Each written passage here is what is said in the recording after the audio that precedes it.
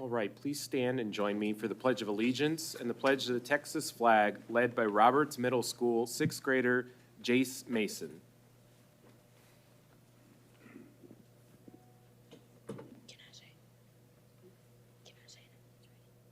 I pledge allegiance to the flag of the United States of America and to the republic for which it stands, one nation, under God, indivisible, with liberty and justice for all. Honor the Texas flag. I pledge allegiance to the Texas, one state under God, one and indivisible. All right, good job, Jace. Let's give him a round of applause.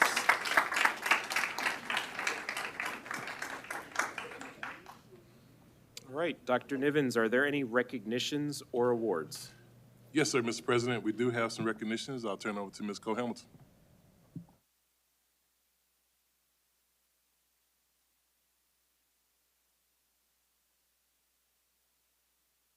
Present to you the Foster High School boys and girls water polo teams. At this time, I would like to ask for the boys water polo team to please come into the room and come forward. So the boys team completed their 2022 season with a record 18-10-2. The boys team competed against mostly 6A schools in its inaugural season of water polo in the UIL and upset 5 of them during playoffs to claim the Region 3 championship on their way to making their first appearance at the UIL state tournament in San Antonio.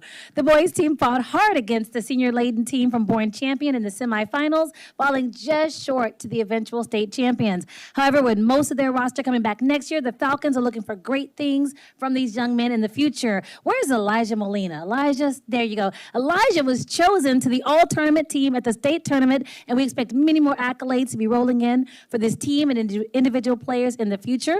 The Foster Falcon boys water polo team is proudly sporting their bronze medals as the third-place finishers in the state of Texas. Please join me in congratulating them on a record-setting first year of UIL competition. Boys, I invite you to shake the hands of our trustees. I think you have a little something for them. Yes, all of you guys can shake the hands of the trustees, and I believe you've got something special for them this evening.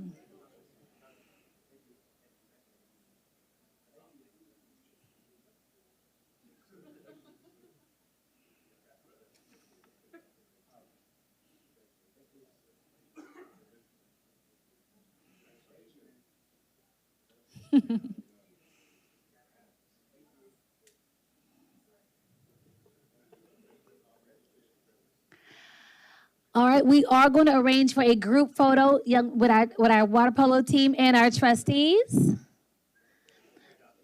So let's get the team to split in half. Just if I can get half on one side, half on the other. And I know we've got some proud parents in the audience. I do want to make an announcement for our parents. If you're the parent of one of our boys water polo athletes, please stand up. We can acknowledge our parents as well. Thank you so much. So, for our parents, I know that you want to capture this special moment. We're going to put these pictures on our website, so you can download a picture after the meeting. All right, we're going to get you all situated. Squeeze in nice and tight.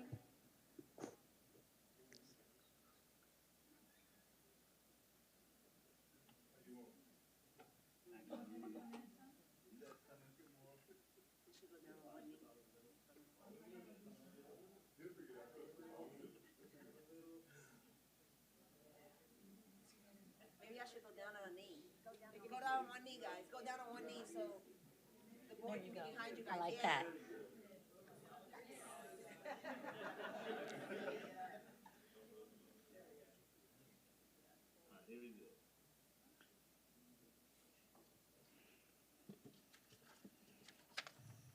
Got it? Thank you so much. Congratulations to our boys.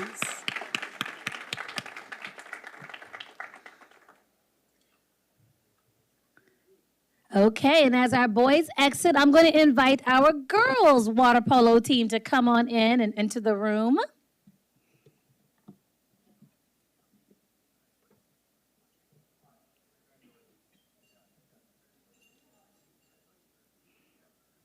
So as they enter, the Foster Girls water polo team started the year ranked number 1 in the state and did not disappoint.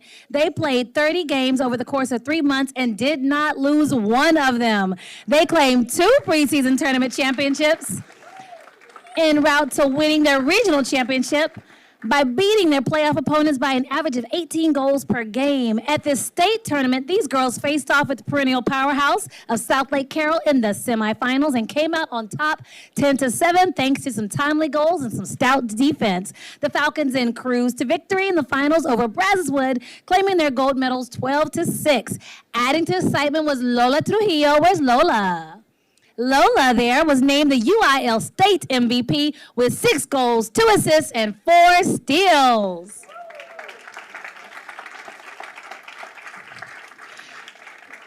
Joining Lola on the all-tournament team are Clara McKee. Clara, raise your hand. And Dahlia Cohen, raise your hand. The accolades, awards, and rankings will continue to roll in for these wonderful ladies for many years to come. Ladies and gentlemen, please join me in celebrating the first ever 2022 UIL Girls State Polo Champions.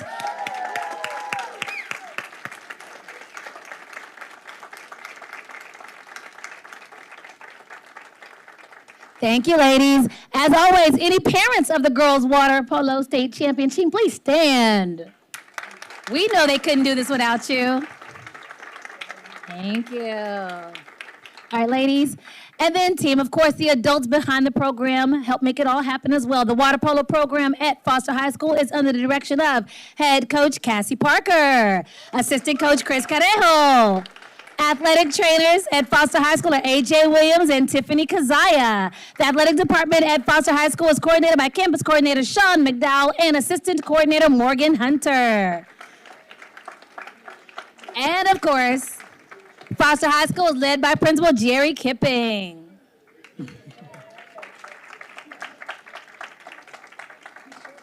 Oh, there he is.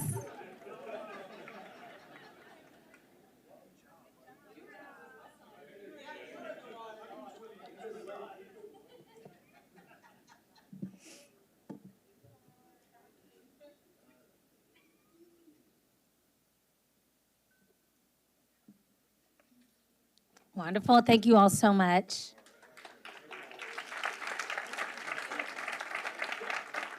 Dr. Nivens, Mr. President, this concludes our recognitions this evening.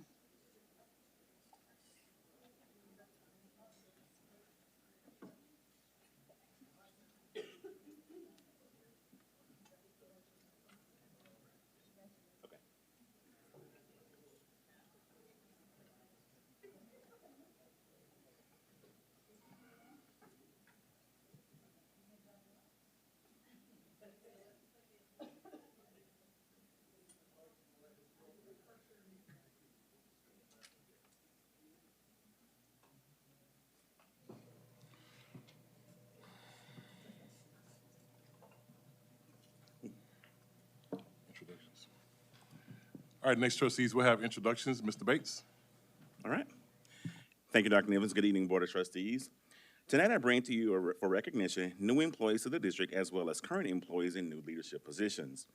First, we begin with the new Director of Communications, Ms. Gracie Martinez. Ms. Martinez is born and raised in the city of Houston. She's a proud graduate of the University of Houston, where she received her bachelor's degree in public relations. Gracie comes to us from Stafford Municipal School District, where she has dedicated the previous 2 years in the area of communications.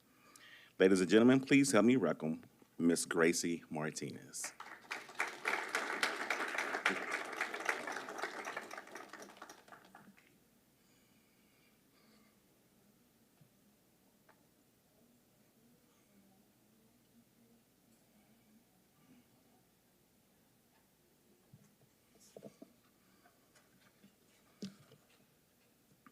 Next, we have our new Director of Transportation, Mr. Stephen Sluter. Mr. Sluter is born and raised in the city of Dallas, and Mr. Sluter is the former LCISD Transportation Site Manager and most recently served as the Interim Director of Transportation. Mr. Sluter has 32 years with the Houston Fire Department as a firefighter, engineer, and arson investigator. Please help me welcome Mr. Stephen Sluter.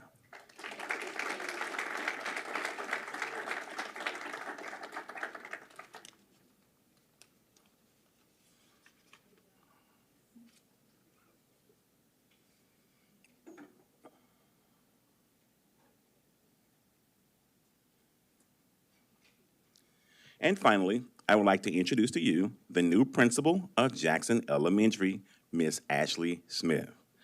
Ms. Smith is born and raised in the city of Houston, and she has earned a bachelor's degree from Houston Baptist University and her master's degree from University of Houston Clear Lake. Ashley is the former assistant principal at Jackson Elementary, where she has proudly served for the past 3 years. Ms. Smith has 12 years of experience in education, including 4 years of teaching, 5 years as language arts and social studies specialist, and 3 years as the assistant principal. Ladies and gentlemen, please help me welcome the new principal of Jackson Elementary, Miss Ashley Smith.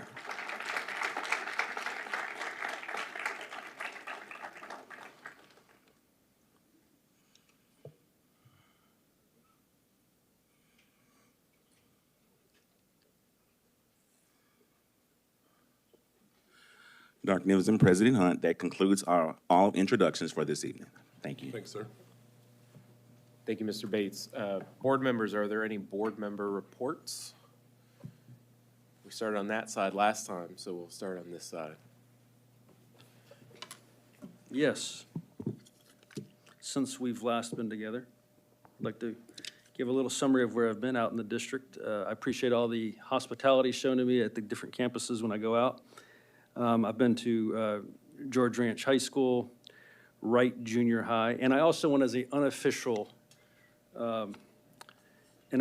capacity. I went as a board member to welcome the new police chief of Sugar Land, Mr. Pollard. And the reason I mention that is part of Sugar Land sits in the footprint of Lamar CISD, and they had a public welcoming. So I went and introduced myself, and our police department works with the Sugar Land Police as well. I also went to the George Ranch High School Pro Grad that was held at the Fort Bend County Fairgrounds. Had a delightful time at the Carter Elementary Veterans Day program. And the highlight of what I've been doing the last month is last night I got to speak to the Cub Scout Pack 133, the Arrow of Light Den that met at Thomas High School. Thomas Elementary. And these are fifth graders involved in our schools, and they go to Phelan, Carter, Arredondo, and Thomas, but they meet at Thomas. So they wanted to talk to an elected official about what it is that the board does. And so I had a good time talking to them last night, and encouraged patriotism and encouraged them to start voting when they're 18 and to be involved. So that's it. I've been having kind of some fun this past few weeks. It started out, I did get to attend George Ranch High School's high school musical. It always blows me away how talented all these boys and girls are, and after talking to the director, they said they did it all.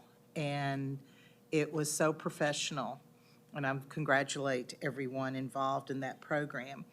Again, I was invited to read at Arredondo, and this year they did the magic school bus theme with a telephone that was ringing constantly, and Ms. Frizzle was making the rounds. So I always enjoy going over there every year and seeing what Amber Barbaro does with her staff and creates such a fun atmosphere for the kids. And they had such a great time. And I then was able to, the next week, go to the Arredondo National Elementary Honor Society ceremony where over 50, 60 students were inducted, and so many thrilled parents and grandparents were there. I also attended the pro-grad dinner at the fairgrounds, and again, those parents work very hard to make sure that they have the funds they need for the seniors when they graduate to have a fun event after graduation, and I appreciate the hard work of all those parent volunteers. And then this Saturday, I went to Frosty Market, which if you've not done that over at Frost Elementary, it's not a nutcracker market, but it's still a lot of fun, and a lot of good bargains were there. I hear you. And I do want to congratulate, I was able to see Fulshire win their first high school football playoff game last Thursday night. And I know they're excited for this Friday night to continue their record. And I also want to say real quickly, I've been getting a lot of thank you notes, and I think a lot of our board is too, and I don't know if Mr. Hunt will say this too. I appreciate all the thank yous, but you really don't have to. It is our pleasure that we're able to give the stipend to the staff and teachers and everyone that works for LCISD. We appreciate you so much, and we would do more, but we do what we can, and we hope that everyone understands that we are here to make sure you do what you need to do, and we would love to support you the best we can, and that was just a little bit that we could do this year. So thank you for all your thank yous. That's it. I was able to go to a George Ranch football game and the Foster-Fulsher Battle of the West Park, yes, West Park Tollway. Those were a really good time, and I love seeing the players, the cheerleaders, the band, all of that. So it's always very special. And I say, you don't have to send the thank you emails. We appreciate them. They balance out the non-positive emails. So keep them coming. So we do like them. But again, y'all have earned it. But we do appreciate those. And I know somebody will talk about the bond, so I'm going to let that go on, but I'm thankful for all the hard work that our administration has done. I know it's been a lot, so thank you all. I also had an opportunity to go to Arredondo and got to read to a kindergarten class, and that entire school was just transformed. Every hallway, every room, it was a really great experience for the kids. I went to the Veterans Day program at Lindsay Elementary, and I know a lot of other schools did Veterans Day programs as well. So the students did a phenomenal job. The teachers, and I know firsthand because my kids would come home and tell me for the last few months that they've been practicing really hard. And the students practicing really hard means that there was dedicated teachers that were getting them ready. And so I appreciate that. And I know all the veterans in attendance really appreciated it as well. I did want to talk briefly about the bond. Wanted to thank all of the voters, no matter how you voted. Thank you for coming out and voting. We had excellent turnout, and I hope that we got the information that we needed to get out into the community, out to everybody so they could make an informed decision. I was very happy to see the results and that there's going to be some new schools that are desperately needed in our community. Looking at other districts around our area, a lot of them had bond and propositions that didn't pass. And so I thought a lot about that. And I just wanted to recognize that I think that there was a difference maker, and it was Dr. Nivens and his team for getting the word out about our bond. I know that Dr. Nivens and his entire team went to something like 30 presentations, probably more, 50 presentations throughout our community, every corner of our community, in order to get information about each of these bond propositions. I even went to presentations where there was one or two people that said that they wanted to get more information. And Dr. Nivens and the cabinet and all the directors, the entire team, sat around and had a conversation with those folks because they felt it was important.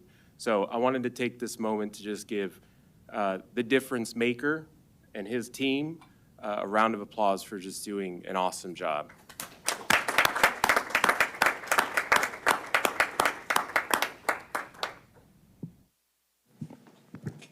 It's been a busy month. I've spent some time at the different fall festivals that our schools have hosted and some car rider lines. And one of the reasons I consider this a privilege to sit in this seat is just the opportunity just to have relationships with our students. So I've had some, this past week, I was out at 1621 hanging out with the students out there, and every month we do a lunch with Lambert, where I just get to go hang out with the students and sit in the common area, and we had donuts this past, it was more like brunch with Lambert, but you know, technicalities.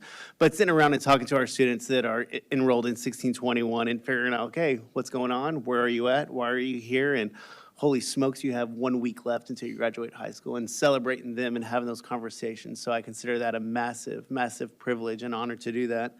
Last night I was sitting at a community listening event in North Rosenberg, and I was sitting at a table with a fifth grader from Jackson Elementary, and I texted Dr. Nevins during it. I'm like, oh my goodness, this student named Manny that's a fifth grader, the sharpest and kindest fifth grader that I've ever met. So I said, okay, we got to get him in some promo videos. We got to get him, because he was just quick, and he was talking about compassion for the neighborhood and compassion for the homeless in North Rosenberg. And so as a fifth grader, I'm like, okay, so we got to put him in position so he can speak more wisdom over a lot of us and all that. So that was great. And along with the bond conversation, some people are asking, like, how did y'all get 3 and other districts get? And I looked at it, I said, I was looking at the team that we have around these tables here, and I'm like, well, I can genuinely say that the team around this table are in it for the students. And we're going to push each other harder so we can seek better welfare for our students in our community. And then I look at the team that we have, and the admin and the cabinet and all the support staff there from communications, and I can look and see, like, the people we have in leadership for this district are seeking the welfare of the students that we have. So kudos to our team here, kudos to the team with the district, and I'm thankful that my kids are part of Lamar because of that reason.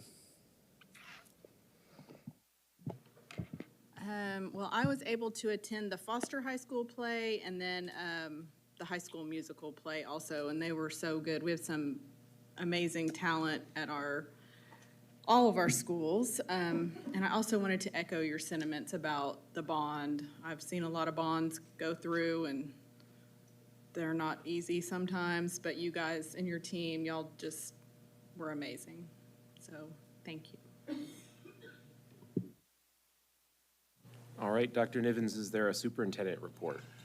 Yes, sir, there is. First, I'd like to say thank you for the recognition and the encouragement. It was truly a venture for our team, and some of our presentations were at 7 a.m. and we had just finished the night before at 10 p.m. and we get there the next day, and we know we're all kind of dragging, but man, phenomenal team. And so everyone in that audience that's a team member of the LCISD, this is something that you guys did, and I'm just so proud to be able to be a part of this team and to lead you guys through this. Also to the parents, we had quite a few parents that would stop me and ask questions, and then go out and just make sure people had clarity about what we were asking, and make sure that they could defend and give the truth out there. And so quite a few parents supported us also, and business folks.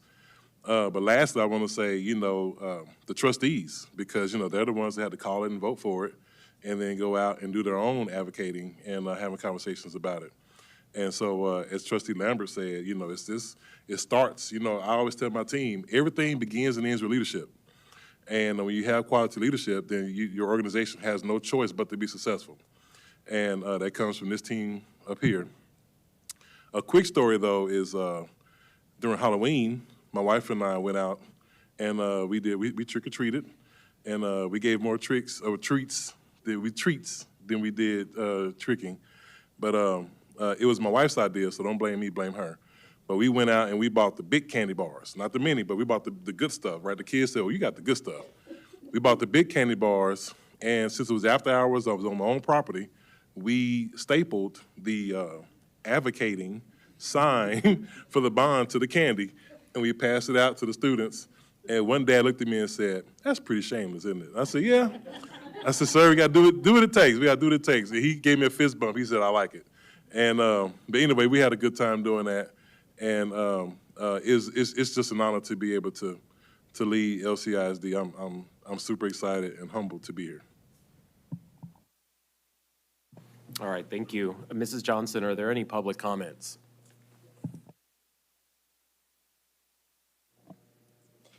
If you wish to address the board, you must fill out a card and submit it before the presiding officer calls the meeting to order. While speakers generally have 5 minutes to address the board, the presiding officer may establish an overall time limit for public comment and adjust the time allotted to each speaker when necessary to accommodate a large number of speakers. However, no speaker shall be given less than 1 minute. All of this is in compliance with HB 2840. Each speaker tonight will have 5 minutes.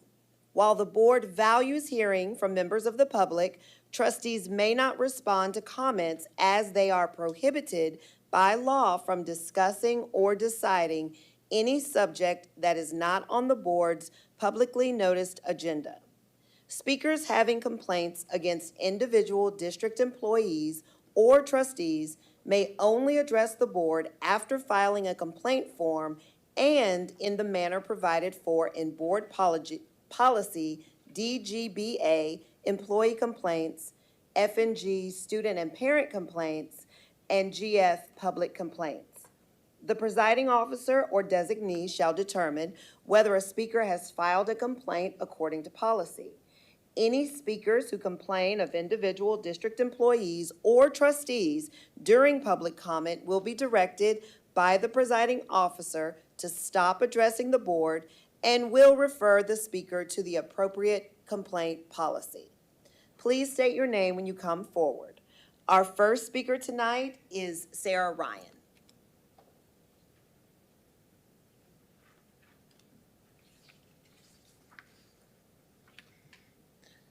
Good evening, board. Good evening, Dr. Nivens. I'm Sarah Ryan. I'm the president of Lamar Classroom Teachers Association, our local union. I'm here to encourage our board to review all the information presented and research exactly what a district of innovation really is and how it can be abused or seem scary to teachers. As the plan has been presented, teachers are very nervous. We have heard many horror stories of what can happen when a district becomes a DOI. Districts who remove teacher rights and protections, who allow for huge class sizes, who allow schedules and calendars to be modified to reduce teacher pay and teacher hours, and those who allow for any uncertified person to come in and teach the students in the district are only a few of the scary things that we hear about that DOI can allow. It seems that teachers need all the information that can possibly be shared to ensure that we understand how this can affect us. Lack of understanding creates fear. We just want to be informed about exactly what the district's intentions are so we know what to be on the lookout for in the future. Please send out more emails directly to staff to explain the DOI process and the implications it will have for teachers.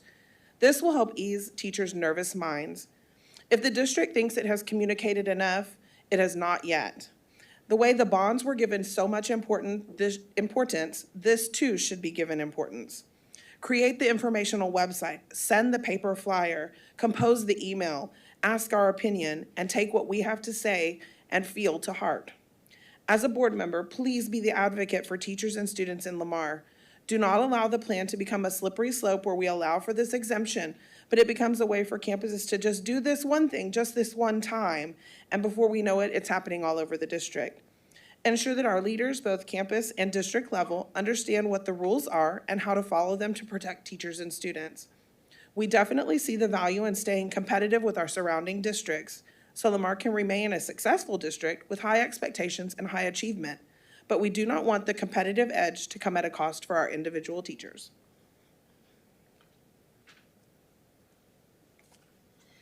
Our next speaker is Dawn Hopkins.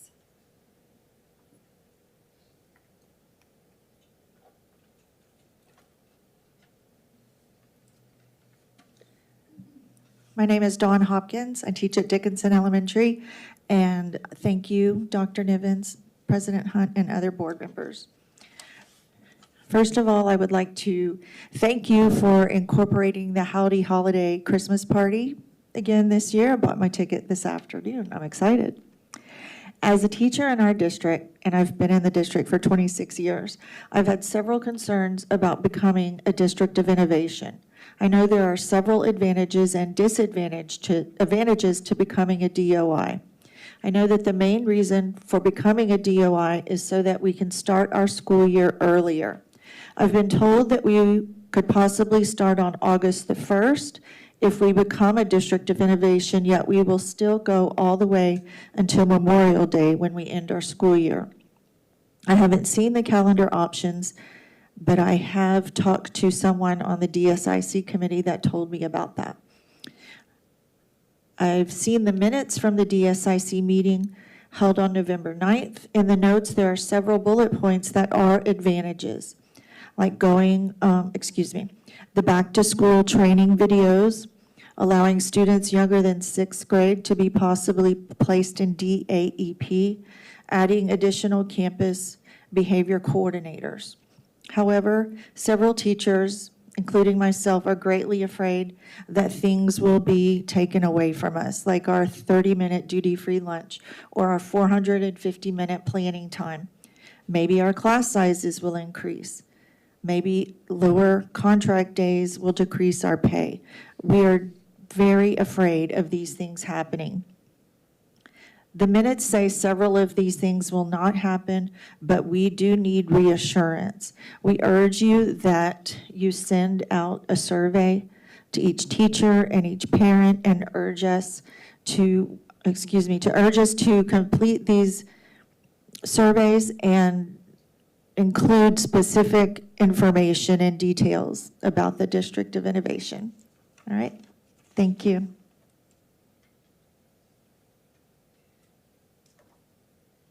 Our next speaker is Deborah Herbert.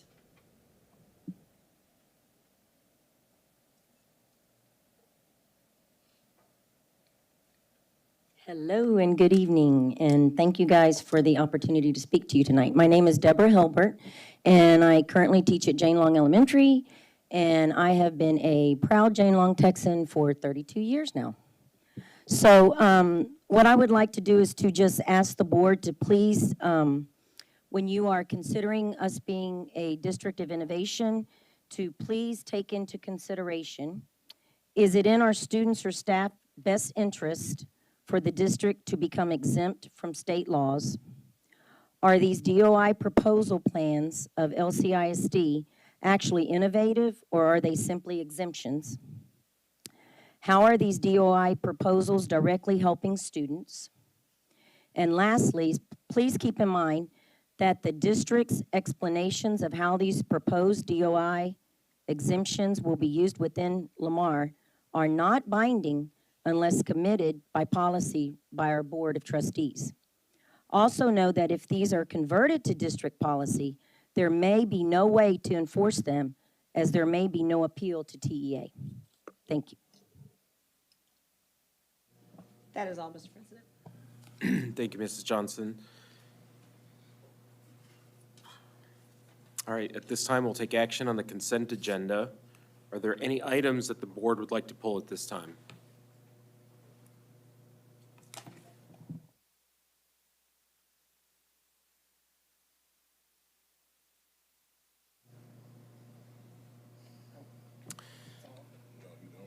So you should have in your folder an amended Okay. item for 8L that has the number of votes for and against. Okay. So that's what would be included in that item. Okay. All right, may I have a motion to approve the current consent agenda? Mr. Welch? I'll moves. second. Mr. Lambert seconds. Is there any discussion? And, all right, hearing none, I call for the vote. All those in favor say aye. Aye. Opposed? Motion carries. All right, at this time, we'll take on the action items. Dr. Nivens. Yes, sir, Mr. President. We have Dr. Mosich, who is on her way up to discuss the MOU for the Boys and Girls Club.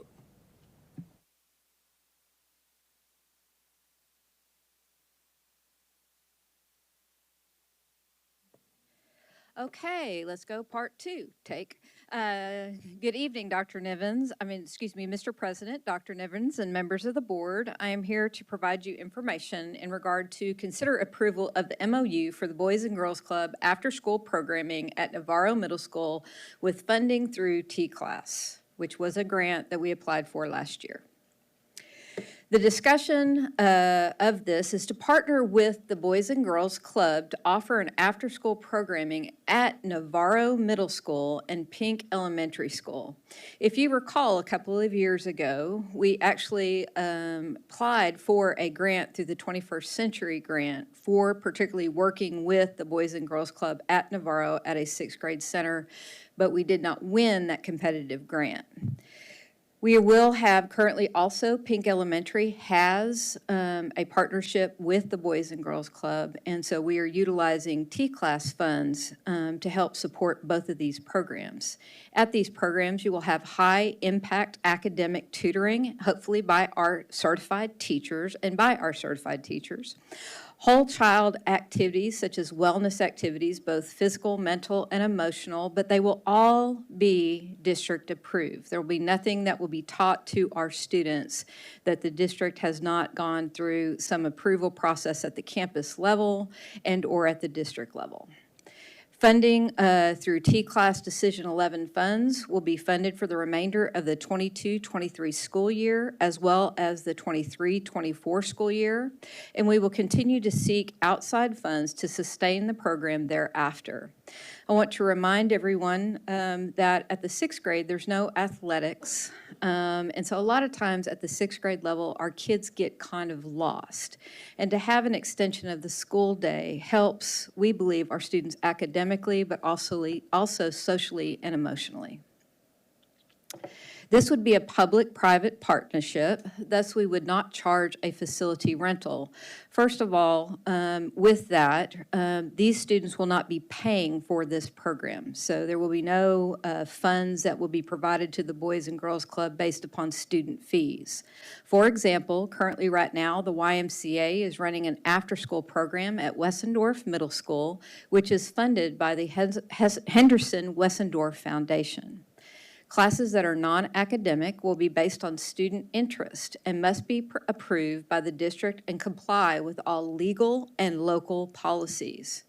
In addition, appropriate screening occurs with all employees that work with our students.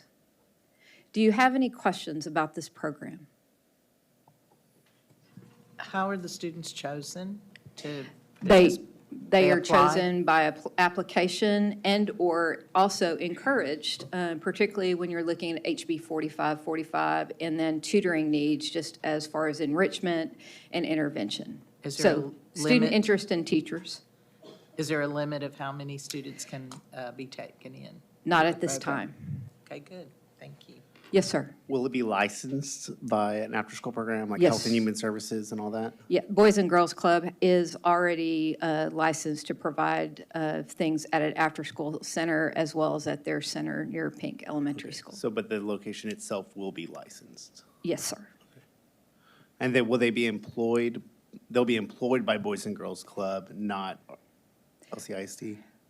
Yeah, the money will go through, we will fund our teachers, but the funding will go through T-Class to fund both teachers as well as they're a vendor for us that are working to coordinate the after-school programming there. So will they have their own staff as well? Yes, They will? yes, they Okay. will. I ask always, this is what I did in Round Rock. I had 72 elementary schools that were in a shared space, and we were all licensed, so working with the schools, and so there's. Well, you answered one of my questions that I had, so I appreciate it. Mine was to make sure that everything that was being taught there was aligned with exactly what we teach in Lamar and nothing supplemented, so we know exactly what's being taught. Yes, ma'am. Academically, mentally, emotionally. Yes, ma'am. Thank you. Dr. Mussage? Yes, sir. It's contingent upon T-Class Decision 11 grant funds, is that correct? Yes, sir. What is that exactly? And Jill, help me remember the T-Class. It was the Texas COVID Learning Support Acceleration, correct? Accelerated support.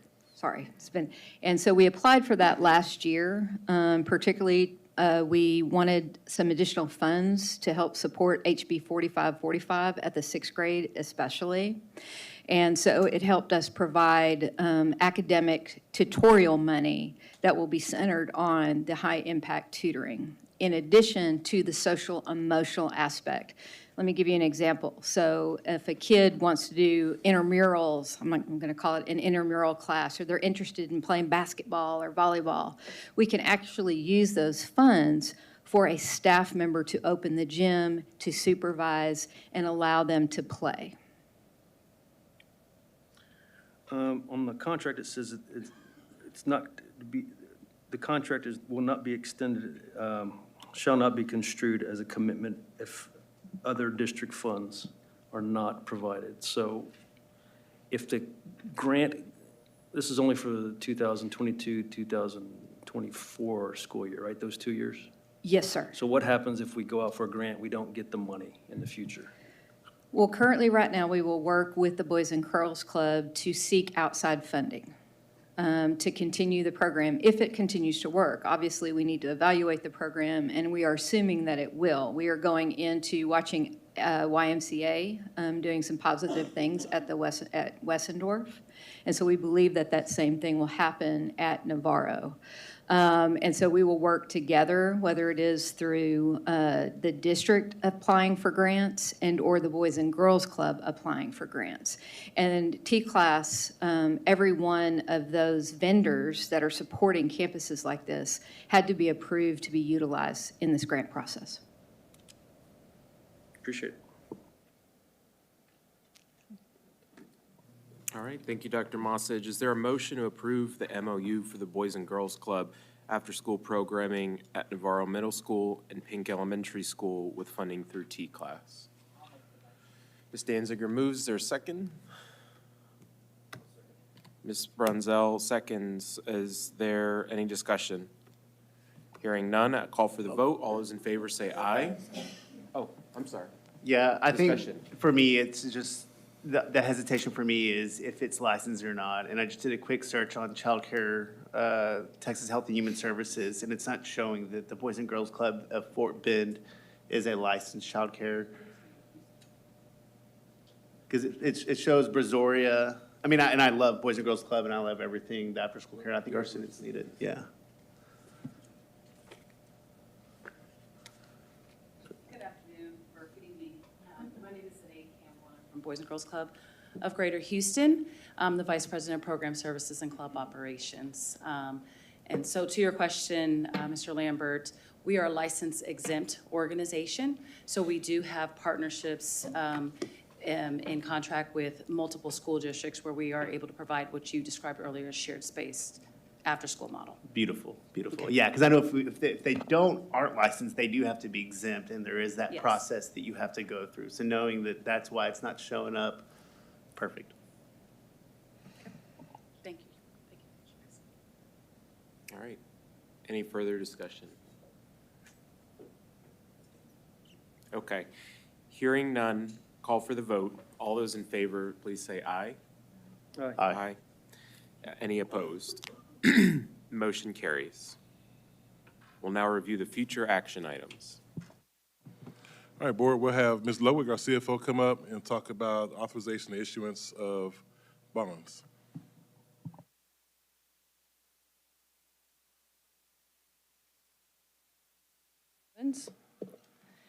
This evening, I would like to speak a little bit about the issuance of bonds in our timeline. These will be Series 2023 bonds. As you know, the voters of Lamar CISD authorized $1.5 billion in schoolhouse bonds in an election held November 8th. Proposition A approved $1.3 billion for the construction, acquisition, and equipment of school buildings, purchase of land sites, purchase of new school buses, and the retrofitting of school buses and other vehicles to be used for emergency, safety, or security purposes. Proposition B approved $189.2 million for the construction, renovation, acquisition, and equipment of career and technology facilities, and also the purchase of necessary land sites. Proposition C approved $16.8 million for the acquisition or update of classroom and district technology equipment. The first installment of bonds will be sold in January 2023. That means we'll actually be pricing the bonds in the market in January. Based on the requirements of the project schedule, administration and the district's municipal advisor recommend selling bonds in an amount not to exceed $650 million. Approval by the Board of Trustees of an order authorizing the issuance of bonds is required. We'll be asking for your approval to do that in December. And then within that order, there are certain parameters that must be met to allow the authorized officer or officers, which would be Dr. Nivens and myself, to execute the transaction. Projects to be financed include 2 elementary schools, 500 and 1,000 seat additions, middle school 7, land, portable buildings, safety and security items, transportation, buses, technology infrastructure and classroom and district technology equipment, 2020 bond inflation factor items, and the CTE Center. Prior to the first sale of bonds, we will be selecting a team of underwriting firms via RFQ that will remain in place for all of the bond transactions relating to the 22 referendum. The selected team of underwriting firms have the ability to assess the district's goals and also effectively market the bonds. The team of underwriters consists of the underwriters themselves, a sales force, and then bankers.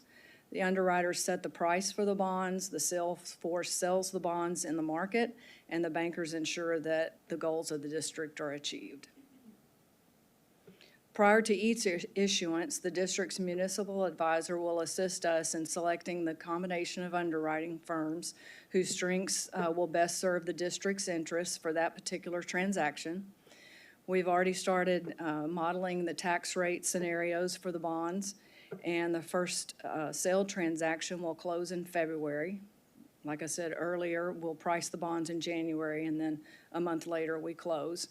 At that point, the bonds will be delivered to the buyers, and the project funds will be delivered to Lamar CISD. With that, I'll answer any questions.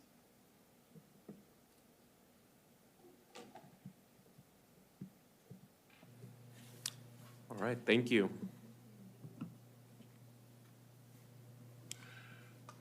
All right, Board, now we have Dr. Mosses, Deputy Superintendent, coming up to talk about the future action item for becoming the District of Innovation. Good evening, Mr. President, members of the board, and Dr. Nivens. I'm here to talk about the board approving a committee to develop a District of Innovation plan, just to consider approving a committee to develop a District of Innovation plan. As you look at the District of Innovation concept was passed during the 84th legislative session in House Bill 1842. It gives traditional independent school districts most of the flexibilities available to Texas open enrollment charter schools. The flexibility derives from the district's ability to exempt itself from state mandates that may limit its ability to implement innovative ideas. The potential benefits of becoming a District of Innovation include increased local control to decide which flexibilities best suit local needs, freedom in customizing an innovation plan, and autonomy in that innovation plan does not require state approval.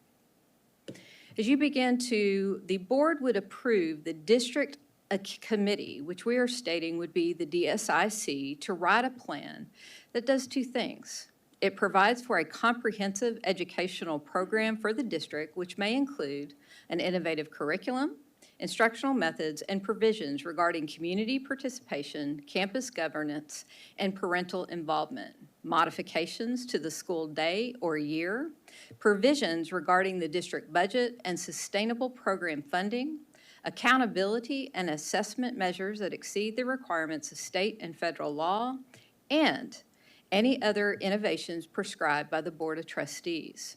It also identifies requirements imposed by this code that inhibit the goals of the plan from which the district should be exempted on adoption of the plan. A majority of the district-level committee last week signed a petition to initiate consideration of designation as a district of innovation as provided by the TEC, the Texas Education Code 12A.001C2. Once again, just to initiate consideration of designation as a district of innovation. A public hearing will be scheduled before the regularly scheduled board meeting on December 13th to consider whether the district should develop a local innovation plan for the designation as a district of innovation. At the conclusion of this hearing, the administration will be requesting the board to consider approval of the committee to develop a local innovation plan in accordance with TEC, Section 12A.003. After the board approves the committee, which we are recommending would be DSIC, to develop the plan, the committee will work to finalize the plan and post it for 30 days. At this time, the administration will request approval of the plan at the regularly scheduled board meeting on January 17th, 2023. To be clear, we are looking at a series of innovations at this time. The first one is an Innovation 1, which is the first day of instruction. According to the state requirement at this point, a district cannot begin instruction for students for a school year before the fourth Monday in August. Most of our surrounding districts are DOI districts. The challenges of this currently are it conflicts with the current need to provide strategic breaks for our staff and our students throughout the year. A challenge is also the balance in each semester, particularly at the secondary level when students are participating in a one-semester course. Also, the 45-day penalty-free period for contract release. So other school districts are starting the school year before us. And so from 45 days behind that, they have up to a certain point, their contract release date is earlier than ours, where you cannot be released. And so because we start later, our staff, we cannot hire any teachers in those surrounding school districts. And so a lot of our hires at that time could be ACPT certified or teachers that have just not received a job at that time. It also limits our calendar options as we look at wanting to start in August and end at the end of May. The next one is about teacher certification for hard-to-fill positions. Once again, for hard-to-fill positions. A teacher must hold an appropriate certificate or permit issued by the state. In the absence of the certification, districts can request emergency certification from SBEC. When a teacher does not have the certification, the district must provide written notification to parents within 30 days. We are asking, our prediction of asking, it depends upon the development of the plan, is that we're able to hire industry experts to teach many of the hard-to-fill course offerings like career and technology, as well as some leniency within the guideline or the code in hiring world language teachers such as French, ASL, and Chinese. The other piece is having to do with staff work days. The current state requirement requires a contract between a school district and an educator to be for a minimum of 10 months of service with a minimum of 187 days. Challenges currently with the change in requirements for student instructional times to minutes, the calendar for educators became quite difficult. This is not asking us, we're not asking at this time with the idea of reducing pay, but if we can offer same pay possibly for 182 days, 183 days, it also provides a recruiting ability for the school district. The 90% rule. The current state requirement is a student any grade from kindergarten through grade 12 may not be given credit or a final grade for a class unless the student is in attendance at least 90% of the days the class is offered.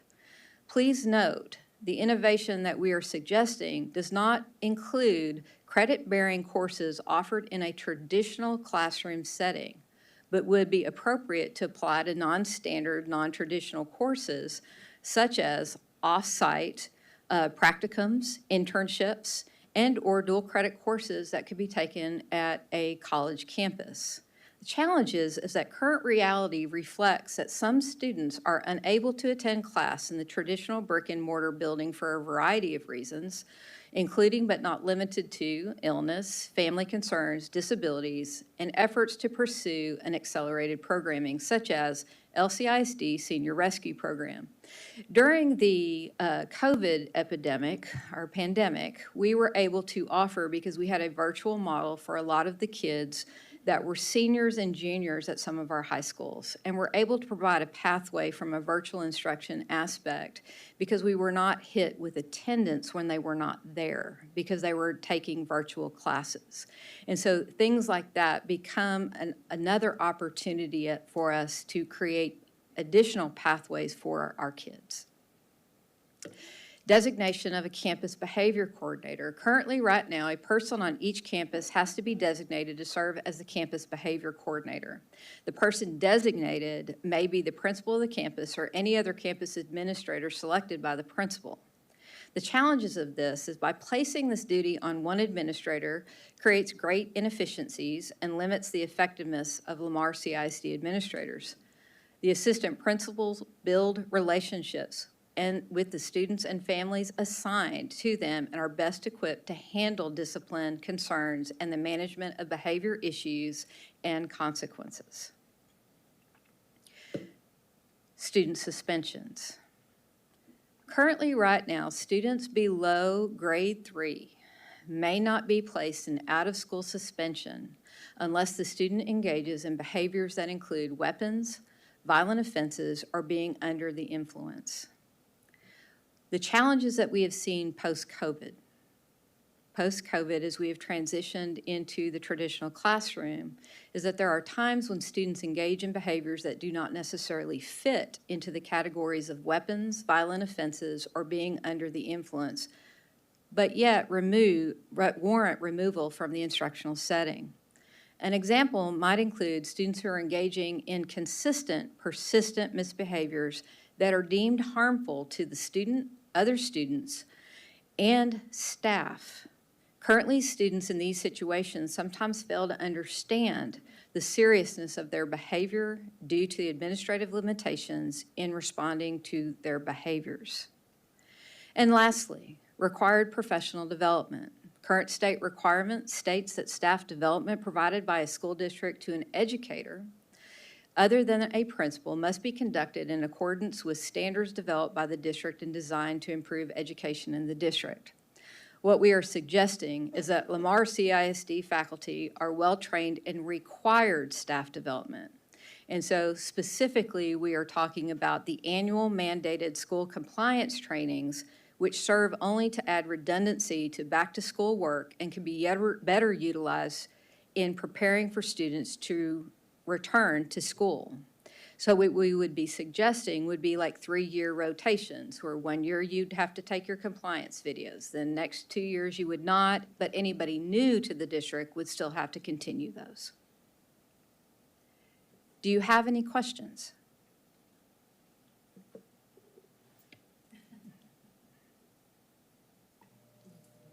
Okay. You go first.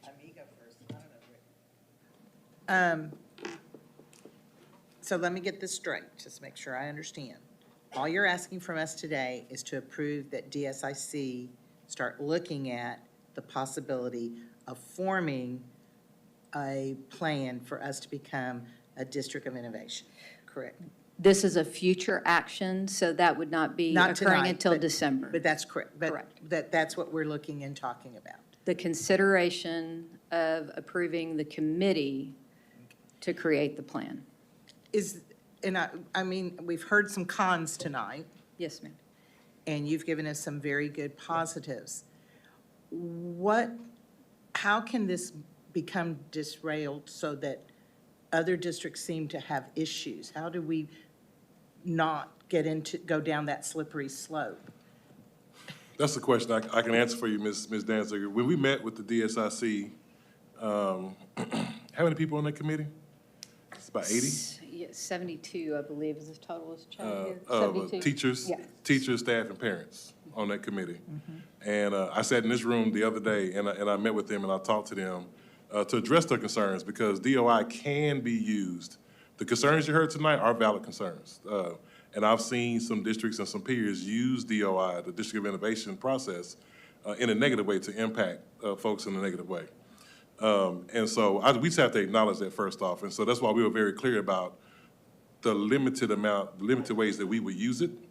And also in that room, there was just some concerns about, in the future, because the DOI can be changed, but it has to be board approved. The committee has to go change it. The board has to approve the changes again. And so several members said, well, is there a way we can put that in the committee, in the document that, that process has to follow? And of course I said, sure, we can put that in the document to follow that process, that the committee will always have to look at it and then the board would always have to approve it before any changes or amendments will be made to it. And so again, it's just really acknowledging the fears that some folks are bringing with them from other districts, that some folks hear that their friends are going through. But also it's just a matter of trust and understanding that, none of us get up in the morning every day to see what's the absolute worst we can do for people. Not in our None of us get up to do that. But there are folks in this room that were part of that committee and actually agreed and said that, we should move forward in investigating that. And so we just have to make sure that we acknowledge those concerns. But that committee will be the ones to create the plan. This isn't a plan that I'm gonna sit in my desk and create and say, here, everybody do this. That's not how I operate anyway. So that committee will create the plan. That committee asked who will create the plan. And I pointed to all of you. And Ms. Sarah Ryan chairs that committee. And so we asked the question, we told them, if anyone has a question or concern, email the chairperson of that committee. And so, so that committee will create the plan. And, but we just have certain challenges that we have to address. And that committee will be charged with addressing those challenges if they see fit. And not every district can put in for this. You have to have certain criteria, correct? You cannot be low performing. That's one of the main pieces of this. Because there's only, 200 or 300 districts in our state that are, or I went online and looked. I think it was 272 or something. That are not? That are. Maybe there's more? Yeah. Okay. I would say there's probably 200 or 300 that are not. That are not. Out of the 1,030 school systems in our district, but in our state. Because I was looking at it, okay. Dr. Nivens, you said the committee that you talked about, that committee, we have a list of that committee in this book, don't we? So that committee is online for other teachers in the district and other staff members in the district to go take a look at who's on the committee. Is that correct? Yes, actually, that committee was voted on by their, some were appointed by the principal, but others were voted on by their staff, by their colleagues to sit on that committee. Can you give a rough estimate of the percentage of teachers on that committee? Majority are teachers. Over 50%? Are we talking I would believe so. 90%? We talking just? I believe, Dr. Jones, it's close to 50%, correct? There's one per elementary campus, I believe. Let's say that there if you would. I'm gonna be careful. It's outlined in board policy also. It's outlined in board policy. It's definitely more than 50%. There's representative from every single campus, and at the larger campus, at the secondary campuses, it's more than one representative is on the committee. Are you done? Yeah, go ahead. I have several concerns. I read the Texas Classroom Teachers Association webpage on this, and I agree with some of what this organization does and not other things that this organization does. So I'm not a champion for them, or I'm not here to poo-poo them. But here's what they said, and what Sarah Ryan said tonight. They said it should be better be called a district of exemptions instead of innovations. That's their critique of the state law. It's in Texas Education Code, Chapter 12. Is the plan that we submit to TEA binding on the district, and can we deviate from that plan? Anything that we have to post it for 30 days. It does not have to be approved by TEA, but does have to be approved by the board. Anything that we amend to the plan, if we were to amend it going into future years, the board would have to approve the plan. So once TEA approves it, we don't have to go back to them with changes. We just have to post it. It has to be committee and then board approved. The board approves the plan, but TEA doesn't have to approve the plan. But yes, anytime that we would amend the plan, it would have to be also posted and approved of by the board. The board is the final authority on Yes. this, on the plan. TEA does not have a right to refuse or deny unless it's something that's illegal. So the board is the final authority on the plan approval. So let's talk about teacher planning periods and lunches, for instance. Teachers are very concerned about that. I assume that the plan will not say that we want to take away teachers' planning periods and their lunch periods. I would believe that the committee, with being mostly teachers on that committee, would not be in favor of that policy or that piece of the innovation, nor has the district had any conversations about that being a possible innovation that we would request. So assuming it's not part of that plan that's submitted. So let me remove those assumptions, Trustee Welch. That would not be in the plan because, I was a teacher and I needed that time. That would not be wise. I said that to the committee. That would be wise. That would not be wise to remove planning periods for staff. It would not be wise to remove Chapter 21 rights for staff. There are several things that plan allows you to do that just simply are not wise to do. And so, but removing conference periods, 30-minute duty-free lunch, all those things, this is not wise to do because you can't have people come to work fearing that now I'm not going to get any kind of break, I'm not going to have any kind of time to plan and collaborate with my team. This is not a good working environment. And so those things, what you saw there this evening are the challenges that we're facing, but that committee may come up with some other challenges that we're facing. But again, we will allow, that committee is going to be the committee that will create that plan. But it will not, if that is in the plan, I will veto that myself. That won't be in the plan. So it's not going to be in the plan. So if it passes, is there any safeguard for protecting the lunch period and planning period for the teacher from the administration?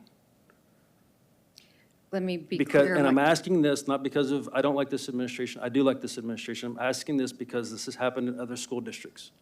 And so the teachers are looking for safeguards. So if the plan passes in 2 years, God forbid, Dr. Nivens leaves and goes somewhere else, we get somebody else in here who's got a different attitude about that, and the administration at that time changes their mind, we're still within that 5-year window of being a district of innovation. So what is safeguarding the teachers' lunch and planning periods at that point? The law. After that? The law. The law law? is. Yes. The law requires that the teachers have those things. The DOI can exempt you from that. So if it's not in your DOI plan, then you are not exempt from that. So the law Gotcha. protects. So it has to be in the plan that we. It has to be in the plan in order for that to happen. Gotcha. Regarding the giving certifications to teachers that may not have a teaching certificate, the law already allows that right now. DBA legal is state law. It allows a school district to give a teaching permit.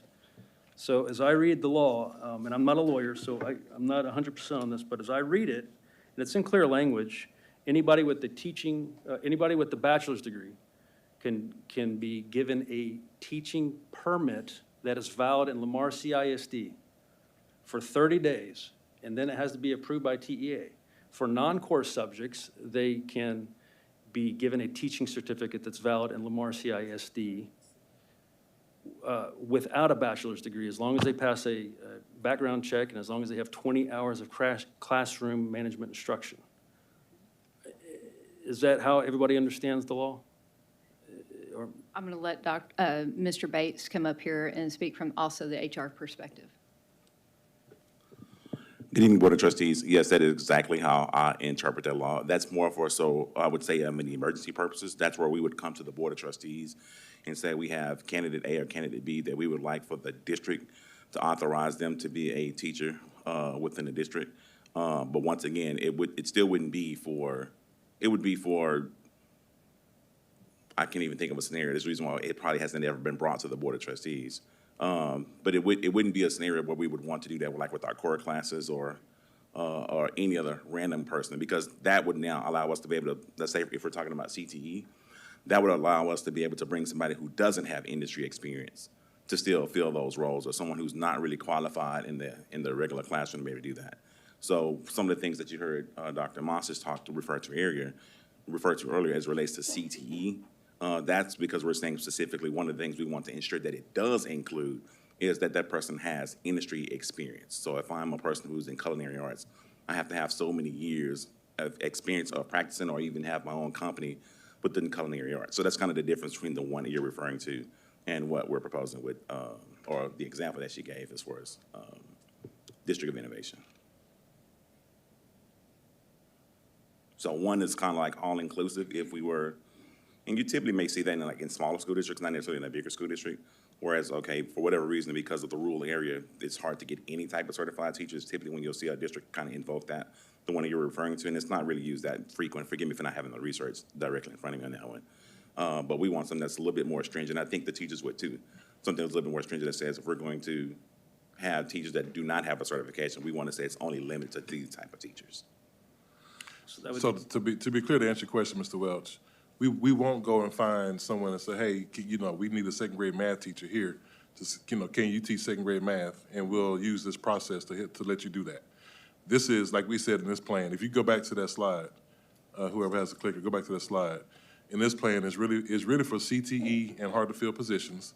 And so as we talked about, we have Dr. Lazar's up here talking about CTE, but I know it's very difficult to find someone to teach auto mechanics that's been a 25-year mechanic on their own shop and a certified teacher. I would rather have someone that has 25 years experience teaching my young men and women on how to do those things so when they leave us, right, they can go out and make a living, and not hire them and then say, now that you have this experience, now you have to go back to school, get a bachelor's degree, get a teacher certification, because now you're not gonna be able to find that person. That person won't stick around. And so what we're asking is for this, what this challenge gives us is, that's the state that we're in. Someone that has the industry certificate plus the teacher certificate, or someone that has a teacher certificate and they don't have the industry experience. Then our young people aren't getting the best bang for the buck. And also we talk about the world languages such as French. ASL is American Sign Language and Chinese. And so these are specific areas. That's why we're being very detailed and very specific, just so everyone will see what the challenges are. And as I always say, there are no secrets in the school business. We're gonna be as transparent as possible, and that's why we said the committee would be the ones that create the plan. There are no secrets in this business at all. That's why we put it up here on the screen so everybody can see. So Dr. Lazar, you have anything to add to the CTE portion? No, I mean, it's what you just said. For instance, right now, the only vacancies that we have in CTE are in health science. Finding a health science teacher that has the industry experience plus the certification is really difficult to find. If I would, like you said, Dr. Nevins, I would much rather be able to go out and hire a qualified nurse that could come in and has the incredible industry experience. But it's a barrier. It's one of those barriers that we face, bringing in CTE teachers. This one stood out to me in particular because this summer, and I don't know if you recall this, Dr. Nivens, a parent came to me and their child had just finished French 1, and then the French teacher left, and the district was unable to find somebody to fill that position. And so you take French 1, and you have to take a certain number of years of foreign language, and so child was placed in a very difficult position because the district couldn't find a certified French teacher to fill that need. So needless to say, the administration figured out a solution, and my understanding is that the child's doing French 2 virtually right now. But that stood out to me because that was an actual situation that arose where something like this might benefit a student and all the students in that class. One more question I have about this for now. I had a teacher friend of mine in the district that expressed concern that whenever there is a conflict with the campus administration, that their appeal rights will be not as strong if we become a DOI. Is there any plan to take away any ability of a teacher to appeal through the normal process right now? So that's a great question, and I'm gonna try to reiterate in a different way the way Dr. Moss explained it. So teachers have Chapter 21 rights according to our Texas Education Code, and if there's any If there's any subsection that we're challenged, it has to outline that we're challenging their ability to be able to file an appeal. So in anything that I've heard tonight or anything that I know that was discussed in DSIC, that hasn't been anything that's been presented.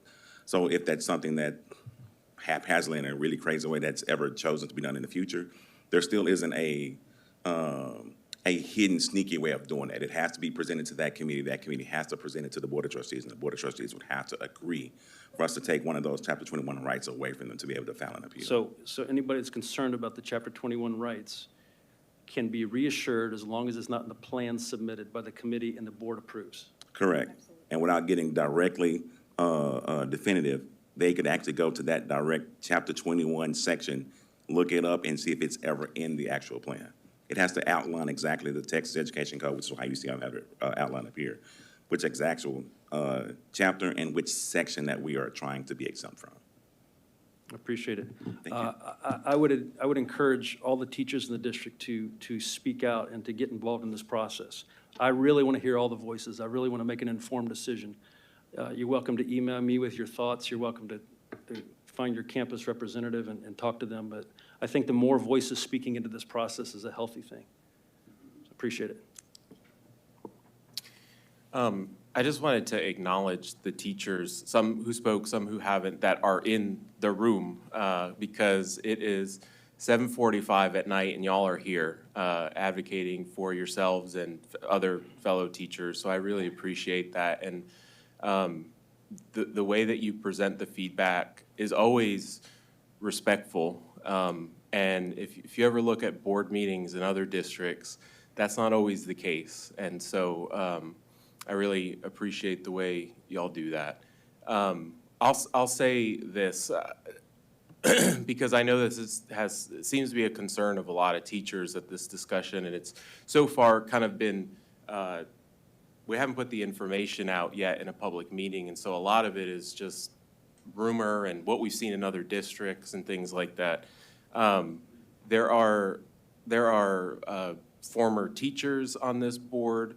There are folks that have spouses that are teachers in this district. There are parents of students who we want to have licensed, certified teachers.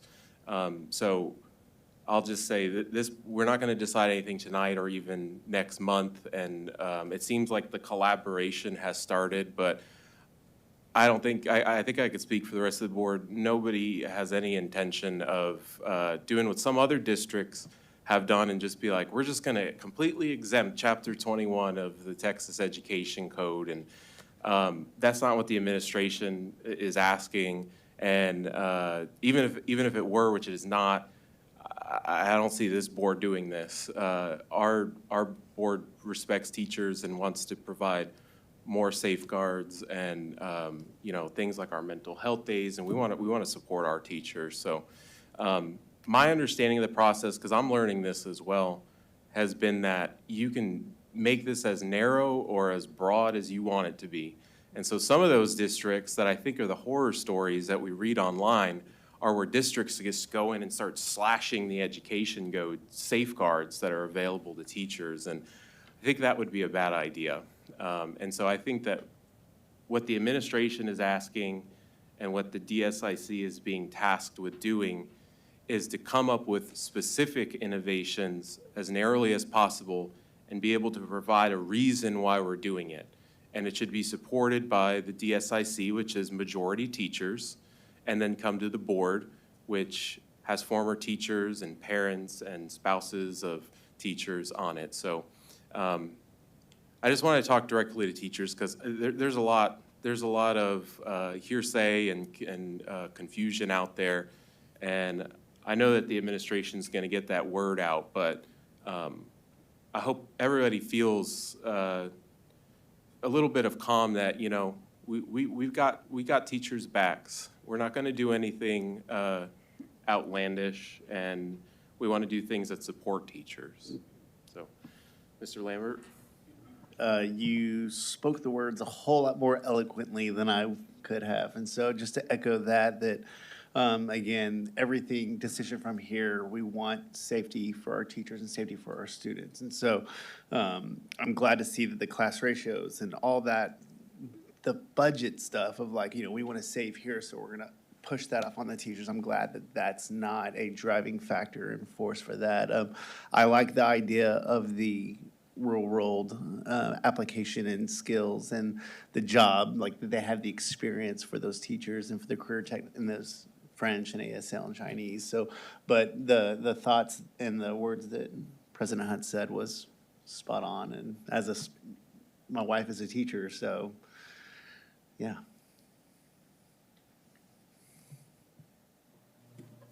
Ms. Williams. So a lot of my questions were answered through my other fellow board members. A couple of things I still have questions on. I believe Ms. Ryan and Ms. Hopkins both asked about a survey. And so I wanted to ask about what that will look like, how we get the feedback. You'll have, I know we're still in the early stages, but what would that possibly look like? And also, would we get to see all feedback, I guess? So what are we thinking? We have any ideas about that process yet? We haven't had, we would have to convene the committee after the board states that we are allowed to convene the committee just for Right. consideration of the plan.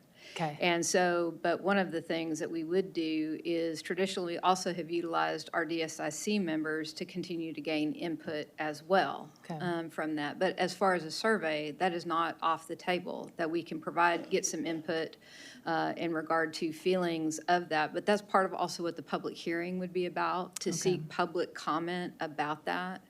I want to assure everybody that we are looking in a collaborative process in this plan, working with teachers side by side, parents and such, to create a plan that works for LCISD.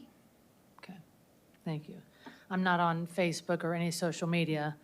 It's very good for my mental health, I'll be honest. But so I know my fellow board members are, and they see other things, so I think it'd be good in whatever form we come up with that we're able to see it in an organized manner, all the feedback. So I appreciate if and when it all gets to that point.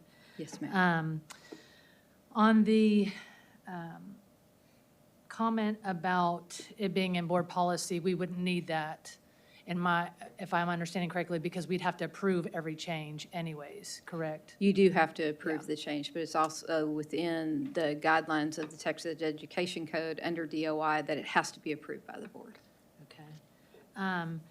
And then on the hard-to-fill positions, I guess, I agree with maybe not having a certified teacher because they're an expert in their field, but at the same time, I know sometimes experts don't make great teachers. So what would we be doing to onboard these people, and what kind of training? Would we come up with something to already have something like that? What would be that, so we know, like, here's at least some basics of teaching the kids?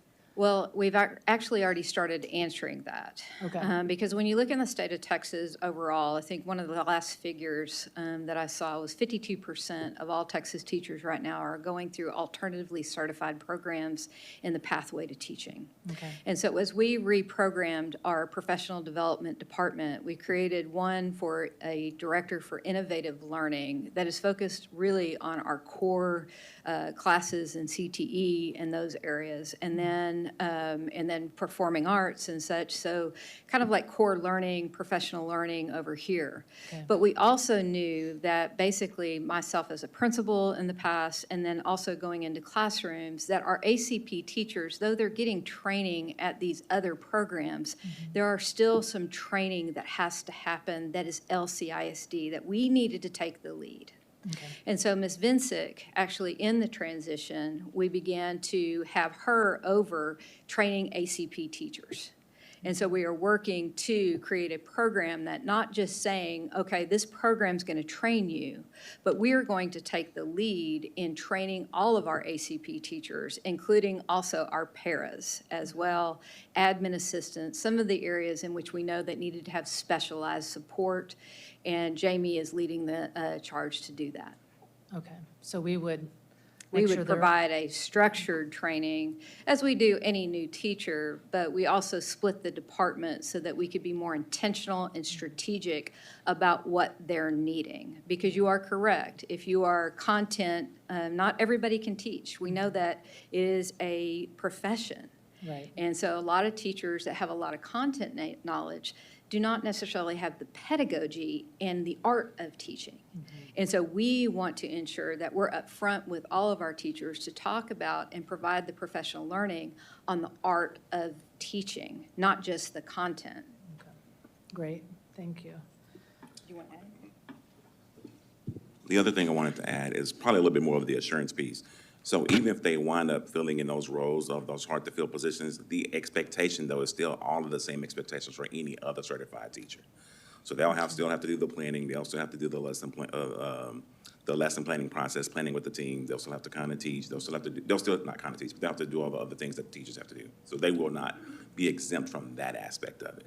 So whatever their colleagues are doing that has a certification, they'll be expected to do the exact same thing. Okay, thank you. Could I interject real quick? Sure. And because that was going to be one of my questions. How are they, are they like a long-term sub? Are they a teacher? How do we categorize them for their pay scale and for, I guess, being evaluated and all of those nice things that come with being a Yes, certified ma'am. teacher?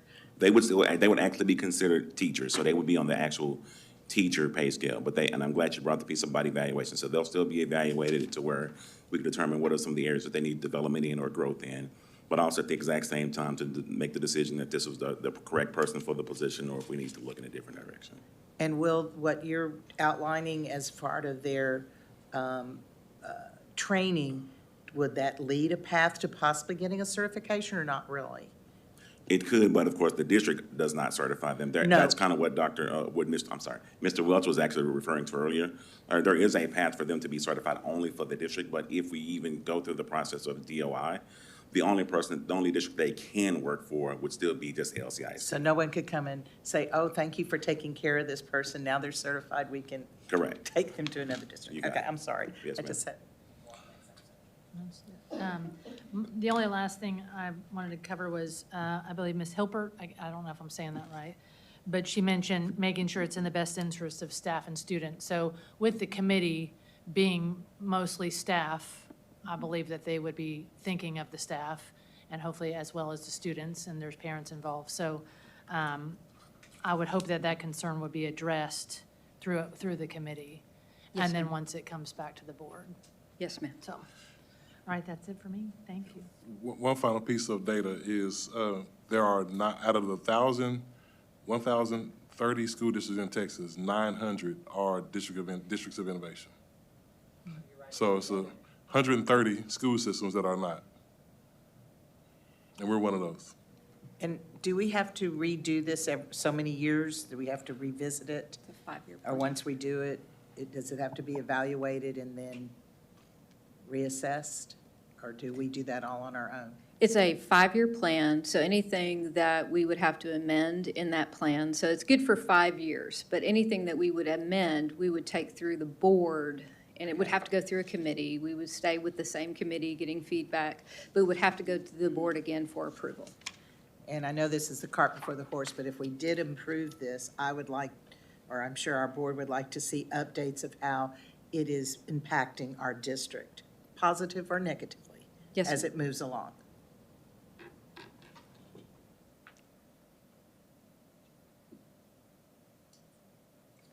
Any other questions? All right, thank you. All right, next board, we have discussion of Gray Elementary School attendance boundary process. This is a future action item. What we're asking tonight is Ms. Cohampton's going to talk about the process that the board approved last time to have a discussion about rezoning and drawing boundaries for new school sites. And then I just want to get a consensus from the trustees about that process, and if we like to continue to go with that process. So, Ms. Cohampton? Okay, thank you. Good evening.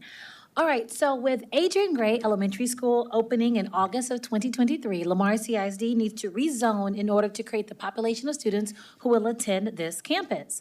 So as you all know, we are we are the fastest growing school district of our size in the state of Texas, and a large number of residential developments are under construction or in the planning stages throughout our community. And so in a growing school system, it is inevitable that we will have to look at and adjust our school attendance zones to accommodate this growth. And so as new schools opens and as population shifts occur, it's an opportunity for us to look at what are the rezoning opportunities before us. So our goal is to more evenly distribute enrollment across all of our elementary schools. Currently, 1/3 of our elementary schools are over capacity, while, 2/3 are well under their enrollment caps. And so by rezoning, our desire is that students at all impacted schools can receive improved learning experiences.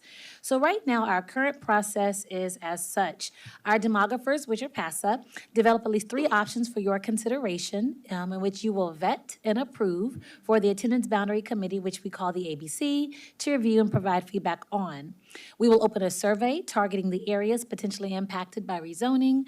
We will then establish an Attendance Boundary Committee to review and consider survey results and the 3 options. The committee will rank the options and make a recommendation to you all. Administration will present the rankings and a recommendation to the board for possible approval, and you will select and approve zoning plans. So again, you'll look at the options that PASA developed. You'll say, yes, we approve for these to go forward to the ABC. The ABC will review, provide feedback and ranking, and then trustees, you have the opportunity to then select which zone we will move forward with. As far as the makeup of the ABC, that's not changed. The ABC, their charge is to provide community and parent involvement in redrawing attendance boundaries. And so it is imperative that we have adequate representation from potentially impacted campuses. So the membership will consist of at least 2 representatives from each elementary and middle school campus, and at least 3 representatives from each junior high and high school campus of potentially impacted campuses. As we're talking about Adrian Elementary, there's no need to include secondary parents for this particular process. But the campus administrator will select campus representatives. Appropriate central administrators will serve as resources as needed, and then will provide district information and your charge to the ABC so they're clear about what the task is before them. And only representatives from campuses that are affected by rezoning and their feeder schools will be involved in this process. And for Adrian Gray Elementary trustees, that will impact residents in District 1, which is Trustee Lambert's district, and District 6, which is Trustee Hubenak. So as Board of Trustees, you will also have the ability to appoint a representative from your districts. Before you is the timeline. And so last month, Cabinet reviewed the current options. Last week, we presented the options to potentially impacted principals, got some initial feedback from them. We specifically identified which neighborhoods would be impacted so they know which parents to target and potentially invite to be a part of the process. Tonight, I'm presenting the process to you all for your potential approval. Afterwards, our principals will select their potential representatives for the ABC, will notify those candidates, and then at the next board meeting, I'll present to you options for consideration as well as a list of members of the ABC for your approval. We will then launch a survey again to that impacted committee. We'll pull together and convene our ABC for a series of meetings in which they'll review not only the options, but also they'll review survey feedback. And at the January meeting, we will be prepared to present a ranking for your consideration. Are there any questions? Is there any time in here that parents, once they hear what the recommendation is by the committee, from the committee could give their viewpoint, or is that going to be an open forum here? Because we've usually had in the past where there's like a little town hall meeting, and it just, because once they hear it, they might want to have a discussion. So regarding our process, your suggestion is to include an opportunity for town hall so that parents can hear the recommendation of the ABC? Before it's brought to the board. Okay. I think we've done that in the past, but I'm not sure. But it seems like last time we had an issue because some did not know what the recommendation was till it was right on top of us to make the decision. And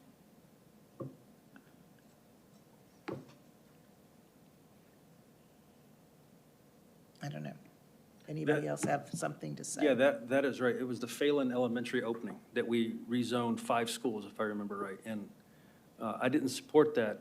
I went into that meeting thinking I was going to support that, and I voted no in that meeting because I didn't realize how little feedback we got from the public in general, especially the Summer Lakes neighborhood, that at the time was very upset from being rezoned from Arredondo to Williams. What I would suggest is that we send out flyers with the students, every little kindergartner to the 5th grade, and that the campuses utilize all of their social media networks and their email lists to send to parents that this is happening, this might affect where your student goes to school, because so many people told me later, they had no idea that this was happening. They wish they would have known, they would have gotten involved. And I asked if, were you part of the district email list, you part of the campus email list? And they said, yes, we think, and why didn't they send home flyers? Little kids don't tell us things. And I said, it's a good point. MK is right. What happened last time is the demographer came up with some recommendations. We voted on 3 options, and we gave it to the committee to select one of the 3. What I would recommend in addition to that is allow that committee to modify it and send it back to the board for us to consider, as well as the 3 that we choose. Because that's where that process broke down last time, is that they had recommendations that we hadn't considered, particularly traffic patterns at the time. My question was, you said there's not going to be any secondary campus representation on this. Is that correct? Right now, there's no plans to include secondary. So if there's 2 representatives per elementary school right now that will be affected, how big is this committee going to be? Potentially up to 6, 7, 8 to 10. 8 to 10 people, appointed by the principals of those. Yes, sir. We have 3 to 4 potentially to impacted campuses. We've got the trustees with the ability to appoint additional members. Appreciate it. I have a question, Mr. Welch. You mentioned that you want to have the ability for the ABC to send us a modified map, which I think makes sense because our district is so huge that there's going to be things that we miss. I'm sure you remember, I forget which campus it was, but we got like 27 maps. That was the Randall High School opening in Wright Junior High. Right. It was that was a mess. So are you suggesting that they just be allowed, if they want to send us a modified map, to send us one modified map? Or do you want to allow them to send us as many? Go ahead. Interesting, Dr. Nivens and I had lunch this week, and that was one of the things we talked about. And off the top of my head at lunch, I said, if we're going to present them 3 maps from the demographer to the board to the committee, 3 maps, why not allow them to modify it 3 times? So why not allow them up to 3 modifications to send back to the board? I'm open to other better suggestions, but that sounds reasonable to me. Just thinking through so that we don't get to the 22 maps or the 25 maps that we had during that high school rezoning. I worry if there's like 8 members of the ABC and they send us 3 maps, they're like, well, 2 people supported this one, 3 people supported this one, and 3 people supported this one. And then that would be tough for me, especially if it's not in my area and I don't know the neighborhood that well. It'd be hard for me. Seems like maybe it'd be better if they have a true consensus on a map, or, I don't know. I feel like some of it's gonna be, we're gonna have to test some things out and we might have to tweak this again. But So what do you suggest?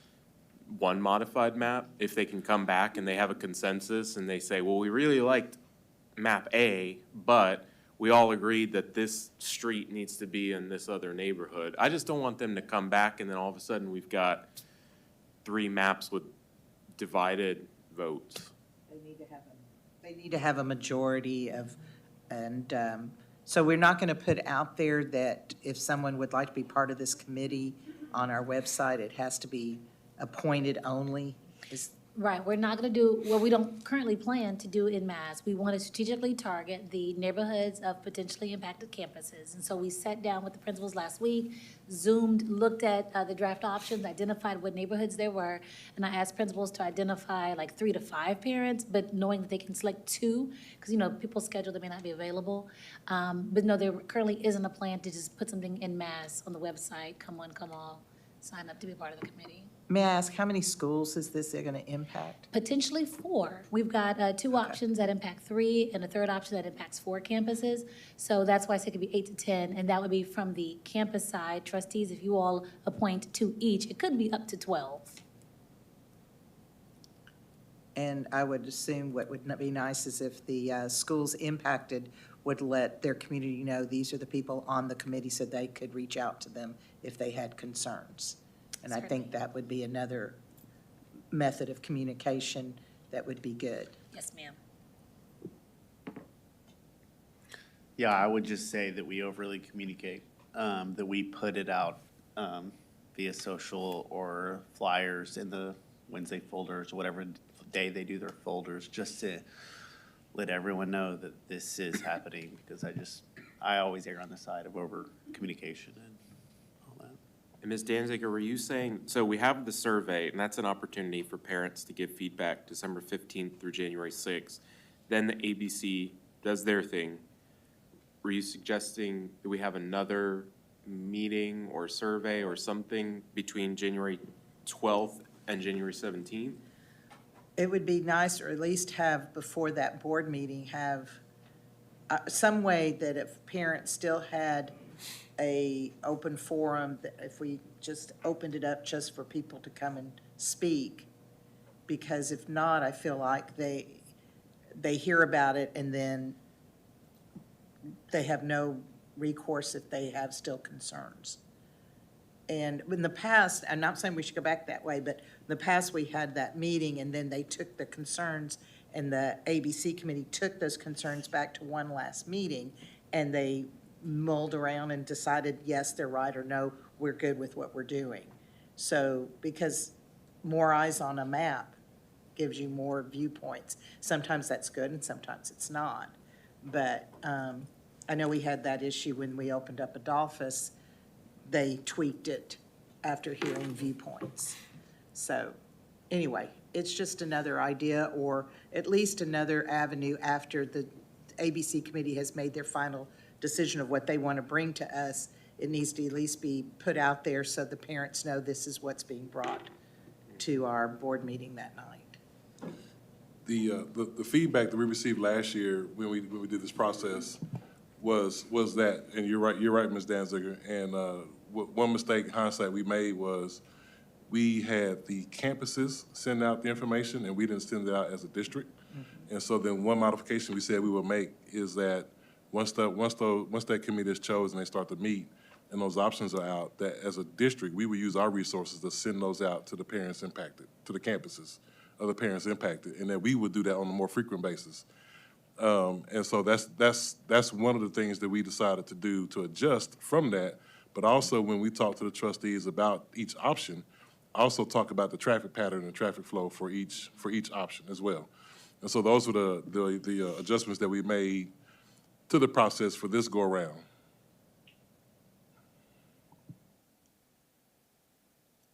I was just going to say, just to tack on everybody's, so like with I know we all said this, but the flyers and the folders, I know that's what we heard about, right? Flyers and the folders.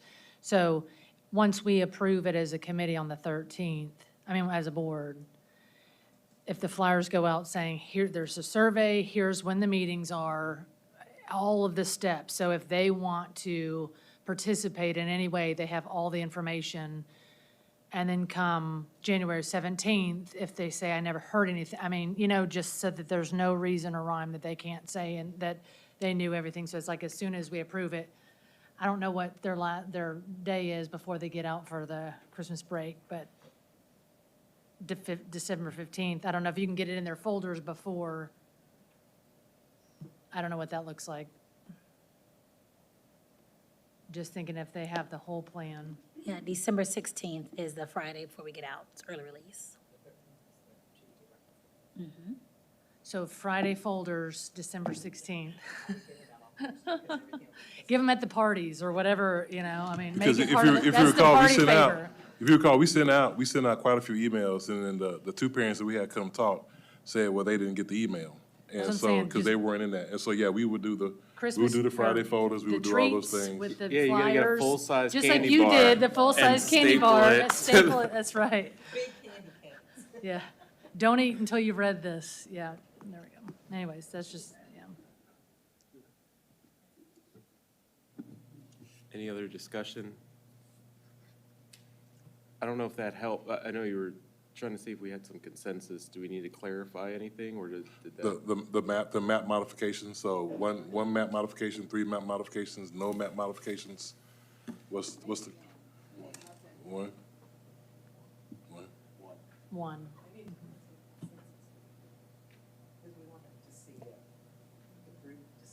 And like you said, it should be Okay. the majority that brings up that one. I think Yeah, you kind of yeah. defeat the purpose of that committee.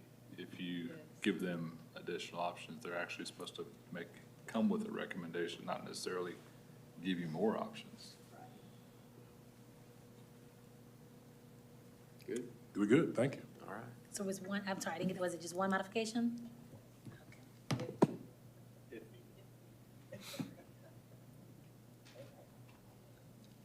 Okay, thank you for your time. All right, thank you, Ms. Cole-Hamilton. Are there any items on the future consent agenda that trustees would like to pull for discussion at the December board meeting?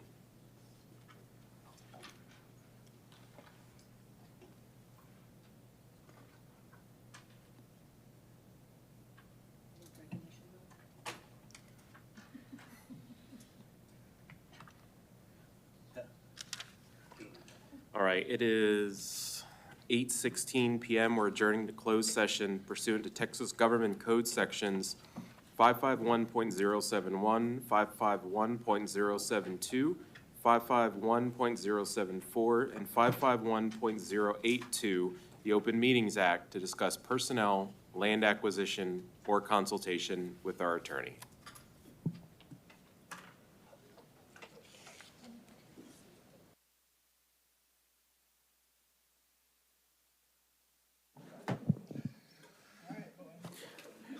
All right, we're now back in open session. It's 9:17 PM. We have a quorum. Are there any motions to be made?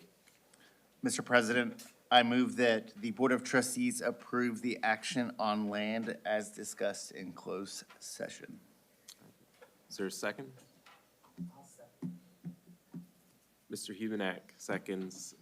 Is there any discussion? Hearing none, call the vote. All those in favor, please say aye. Any opposed? Motion carries. Are there any future agenda items the board would like to add?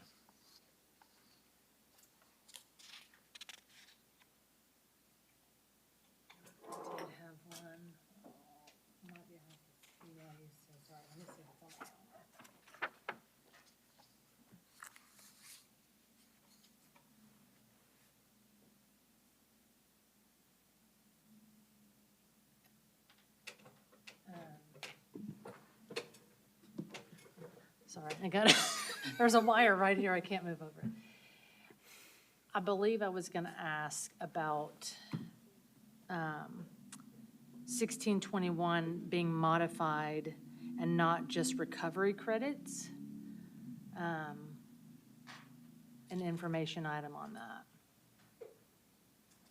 Like having a prototype, you know, in one of the schools, information. Why are you looking at me like that? The DOI will give us, the DOI will allow us to be able to do some things to that nature. Okay. So, then do I need an information item on that or just hold off? Let me talk with the team and see, and then I can put something in the update, and then we can move forward from that. Okay, great. All right. That was it. All right. Any others? Are there any upcoming meetings or events? Pig roast, CTE. Anything else other than the pig roast? Did everyone get their? Did everybody already get their stipends? Yes, What paycheck? everyone received their stipends, yes, ma'am. All right, so the emails will be rolling in about that too? They should be rolling in already. We have about gotten some nice emails. Yeah. All right, meeting is adjourned. It is 9:20 PM.